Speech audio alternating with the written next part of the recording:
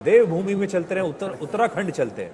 और अब हम आपको उत्तराखंड का एग्जिट पोल दिखाते हैं, जहां पिछले 2 चुनावों में बीजेपी का स्ट्राइक रेट फिर वही 100% रहा है, क्लीन स्वीप किया है।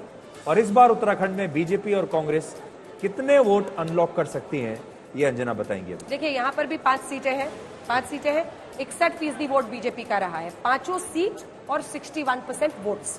अब इस बार का देखिए, सबसे पहले मैं दबा देती हूँ एनडीए का नंबर। एनडीए का नंबर क्या आ रहा है? वोट परसेंटेज 60, सिर्फ 1% की गिरावट जी। ठीक है, मुझे लगता है तस्वीर साफ हो ही गई। इंडिया गठबंधन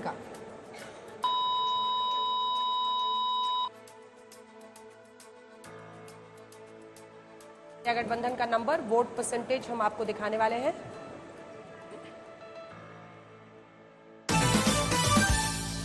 35% यानी इजाफा है। इनका बढ़ा है, थोड़ा सा बढ़ा है, लगभग 4%। क्योंकि बीएसपी यहाँ पे अब अच्छा नहीं कर रही। जो ट्रेडिशनली यहाँ पे बीएसपी 3-4-5% वोट लेती थी, इस बार वो सब का सब कांग्रेस की तरफ। सीट देख लेते हैं अंजना, सीट देख लेते हैं। 5 सीटों का हिसाब है। एनडीए का बटन मैंने दबा दिया है, फिर 5 हो गई, 5 के 5 क्लीन स्वीप।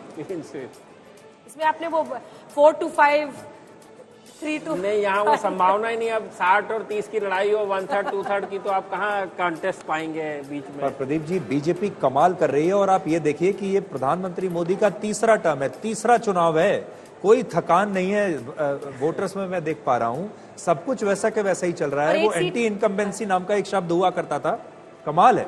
इस पर करेंगे बात, लेकिन पहले हॉट सीट देख लेते हैं। हाँ, क्योंकि ये वाली सीट बहुत दिलचस्प है। मैंने अनिल बलूनी साहब का इंटरव्यू भी जाके किया था गढ़वाल की सीट पर, हेलीकॉप्टर शॉट में। अनिल बलूनी मीडिया इंचार्ज, जो राजधानी दिल्ली में पूरी कमान संभालते हैं पार्टी के लिए, ये तय करते हैं कौन सा नेता किस डिबेट में जाएगा, कौन सा नेता क्या करेगा। इसलिए इनके बारे में आपको अच्छी बातें ही कहनी चाहिए। अनिल जी, मुझे पता है अनिल जी सुन रहे होंगे अभी। मिस्टर बलूनी की जो पूरे आप देखें, उनके जो राजनीतिक करियर रहा है, वो पार्टी वर्कर के तौर पर उन्होंने काम किया है। पहली बार वो चुनाव में यहाँ पर, इससे पहले जो दूसरा चुनाव उन्होंने इससे पहले वो राज्यसभा के सदस्य थे। राज्यसभा के पहला लोकसभा चुनाव है उनका, पहला लोकसभा चुनाव है। और लगभग अगर मैं संयुक्त 15 से 16, क्योंकि मैं पूरे इलाके में घूमी थी, 15 से 16 असेंबली कंस्टिट्यूएंसीज है। बहुत बड़ा इलाका है। मतलब आप सोचिए, केदारनाथ से लेकर नीचे वाले जो इलाके हैं वहां तक पर इनका पूरा इलाका है। और एक गंभीर बीमारी से भी ये लड़े, और उसके बाद वहां से इनका संघर्ष वापस जिंदगी की तरफ आया। और कई बार वो भावुक भी होते हैं अपने सफर को लेकर, शीर्ष नेतृत्व के सपोर्ट को लेकर।